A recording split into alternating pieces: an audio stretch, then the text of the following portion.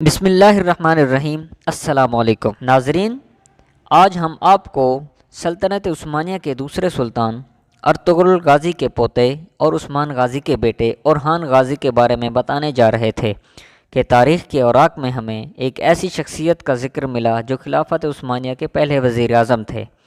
آپ Ertugrul Ghazi کے پوتے تھے اور آپ کا نام آپ کے والد عثمان غازی نے سلطان علاء الدین کی نسبت سے علاء الدین رکھا تھا۔ علاء الدین پاشا کے بارے میں جاننے کے لیے ویڈیو کو آخر تک دیکھیں اور نئے آنے والے دوستوں سے گزارش ہے کہ ہمارے چینل کو سبسکرائب کر دیں تاکہ ہر آنے والی ویڈیو آپ تک جلد از جلد پہنچ سکے۔ تو چلتے ہیں ویڈیو کی طرف۔ سلطنت عثمانیہ کی تاریخ میں اس عظیم شخصیت کا کردار ناقابل فراموش ہے۔ آپ عثمان غازی کے بیٹے تھے۔ جب عثمان غازی نے اپنی وفات کے وقت اپنے بیٹے اورحان غازی کو اپنا جانشین مقرر کیا تو علاء الدین نے اپنے بابا کے حکم کی تعمیل کی۔ اس وقت اورحان غازی فن سپاہ گری میں اپنے والد عثمان غازی سے مہارت اور کمال حاصل کر چکے تھے اور جنگوں میں اپنے والد کے ساتھ شریک ہوتے تھے، مگر علاء الدین نے اپنا وقت علوم دینیہ کی تفصیل میں صرف کیا تھا۔ وہ اپنے چچا ساوچی بے کی طرح علم و حکمت حاصل کرنے میں زیادہ دلچسپی رکھتے تھے۔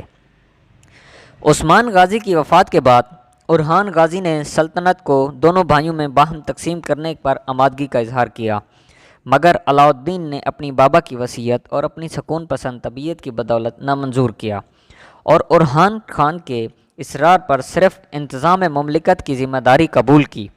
اپنے بھائی اورحان کو تخت سپرد کر کے خود سلطنت عثمانیہ کے پہلے وزیر اعظم کی حیثیت سے خدمات سر انجام دینے لگے۔ علاء الدین پاشا نے 3 چیزوں پر خصوصی توجہ دی: نمبر 1 سکہ، نمبر 2 لباس، نمبر 3 فوج۔ علاء الدین نے بادشاہت کے اس امتیاز کو بھی یہ اختیار دیا کہ اسلامی مملکت میں اورحان کے نام کے سکے جاری کیے جائیں۔ اب تک لوگوں کے لیے لباس میں بھی کوئی فرق و امتیاز نہیں تھا، تو علاء الدین بے نے مختلف قسم کے لباس تجویز کر کے ان کے متعلق قوانین نافذ کرنے، شہری اور دیہاتی مسلم اور غیر مسلم کا لباس الگ الگ مقرر کیا۔ مگر علاء الدین کا سب سے بڑا کارنامہ وہ فوجی اصلاحات جن سے دولت عثمانیہ کی طاقت میں اضافہ ہوا، جو 300 سال تک سلطنت کی عظیم فتوحات کی ضامن رہی ہیں۔ ارطغرل غازی اور عثمان غازی کے دور میں کوئی باقاعدہ فوج نہ تھی، بلکہ یہ دستور تھا کہ جنگ کے موضوع پر یہ اعلان کیا جاتا تھا کہ جو کوئی جنگ میں شریک ہونا چاہتا ہے وہ فلاں دن فلاں جگہ پر پہنچ جائے۔ جس نے جنگ کرنی ہوتی تھی وہ مقررہ جگہ پہنچ کر جنگ میں حصہ لیتے اور جنگ کے خاتمے تک وہیں رہتے تھے۔ ان کی کوئی تنخواہ نہ ہوتی بلکہ مال غنیمت میں برابر حصہ دیا جاتا تھا۔ ان کو کوئی مخصوص وردی بھی نہ دی جاتی تھی۔ یہ سپاہی اعلیٰ درجے کے جنگجو ہوتے تھے۔